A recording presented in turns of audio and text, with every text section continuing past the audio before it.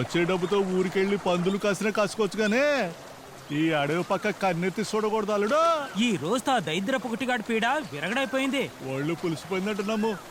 దారిలో వాన పడితే చలి నువ్వెక్కడున్నా వెతికి కనిపెట్టి కత్తి పీటతో నీ పీక కోస్తాన్రా. ఎవరినో నీకు తెలీదా? నన్ను నా పిల్లని ఈ నరకంలో వదిలేసి వెళ్ళిపోయిన వాటిని ప్రాణాలతో వదిలిపెట్టను. ఊరికెళ్ళగానే రంగమ్మ కాళ్ళకి కంచు మెట్టెలు, బిడ్డకి లక్క పెడతలు కొనాలి బావా. నీ బిడ్డనే రంగమనే నాకు చూడాలనే ఉంది. మరోసారి వస్తాను. అవును, వాళ్ళకి ఏం కొని తీసుకెళ్ళబోతున్నావు? రంగమ్మకి తాళి, ఏ బిడ్డ తెలీదు, అందుకని మొల్తాడు. అందరికి చీరలు బట్టలు, ముసలిదానికి పందారు మిఠాయి. పందారు మిఠాయి అంటే ముసలిదానికి ఇష్టం. చప్పరించి తిండి.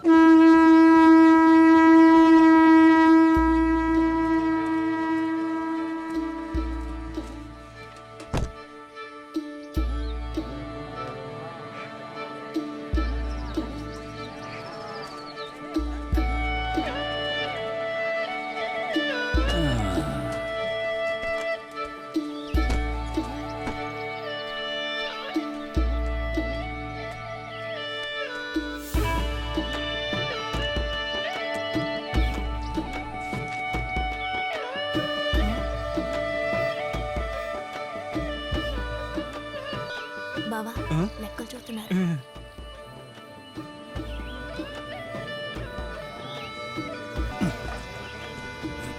మళ్ళీ మళ్ళీ ఎందుకులా గుంపులుగా కూర్చోబెట్టి నాటకాలు ఆడుతున్నారు? వాళ్ళు ఏమైనా పద్దులు చూపించుకున్నారా ఏంటి? ఏడాదికి ఒక్కసారైనా ఇలా డబ్బు కంటికి చూపిస్తూ ఉండాలి. అప్పుడే వాళ్ళు సురుగ్గా పనిచేస్తారు.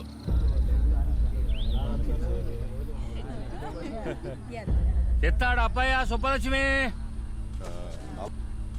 నల్ల బెల్లం, 2 బళ్ళుప్పు, 40 ఈసులు రాగులు, 4 కట్ట పొగాకు, గొంపలో 12 తులాలు. వైద్యానికి 8, మందులు మాకులు 35 రోజులు. ఇలా రోగాన్ని పడితే ఎలారా? ఇంకొంతకాలం మీరు ఇక్కడే ఉండాలి. వెళ్ళండి, వెళ్ళి పని చూసుకోండి. తర్వాత బయట తల్లి కూతురు, దాని మనవరాలు. తల్లికి మంత్రమేసి తాయెత్తు కట్టిన దానికి, కూతురుకో తాయెత్తు, కోను కోసిన దానికి, 2 కలిపి మొత్తం నెలకూలి. మేడం తల్లి.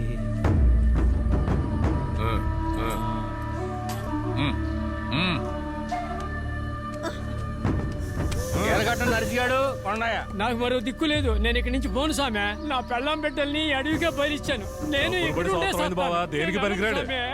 తర్వే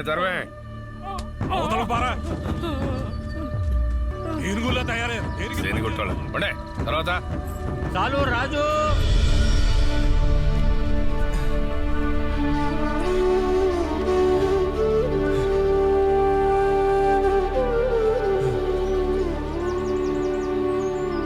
చిగుళ్ళు గిల్లింది 282 రోజులు, చెట్లు నరికింది 38 రోజులు.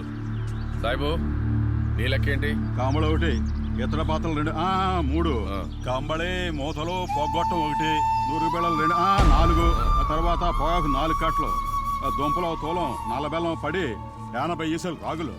అబ్బో, గొప్ప తిండి తిన్నాడే. నీ లెక్క చెప్పు. ఈడి లెక్కల్లో పరీక్ష చేసినందుకు 13 రోజులు ఉంటూ బొమ్మనందుకు కషాయం మాత్రలు 2 పూటలకి మొత్తం 6 రోజులకి 12 చేశాను. తర్వాత మాత్రలు 6 రోజులకి, పూటకి 3, మొత్తం 18 రోజులు వైద్యం ఖర్చు.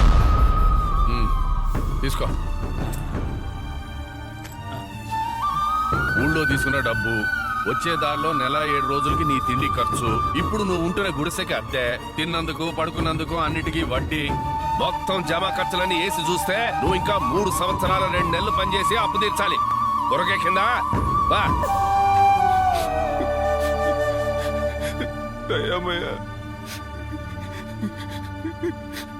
నేను రంగమ్మ దగ్గరికి వెళ్ళాలి దయమయ్యా. నోరెత్తేవో జీవితాంతం ఇక్కడే ఉండి చావాల్సిందే. తరవేంట్రా దయమయ్యా.